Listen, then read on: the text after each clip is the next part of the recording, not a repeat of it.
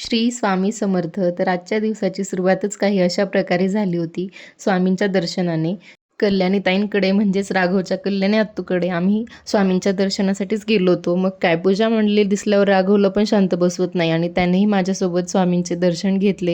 त्यानंतर हळदी कुंकू आणि स्वामींचा प्रसाद घेतला.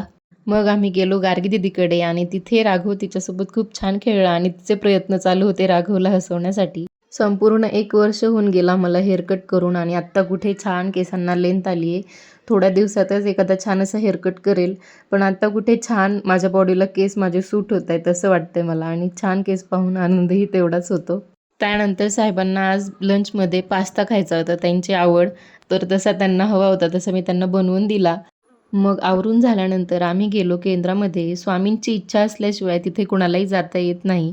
म्हणजेच आपण त्या ठिकाणी स्वामींना भेटण्यासाठी जातोय, म्हणजेच त्यांनी आपल्याला तिथे बोलावून घेतले. यापेक्षा मोठी भाग्याची कोणती गोष्टच नाही आहे. तर तिथे गेल्यानंतर आरती झाली. त्यानंतर बरेचसे श्लोक वगैरे झाले. शिवगर्जना झाली आणि गुरुचरित्राचे पारायण कसे करायचे ह्याचे नियम वगैरे त्यांनी सगळे तिथे छान व्यवस्थित समजावून सांगितले, ज्यांना ते करायचे आहेत त्यांना. आणि असा काहीसा झाला आजच्या दिवसाचा शेवट. तर भेटूयात नेक्स्ट व्लॉगमध्ये. बाय.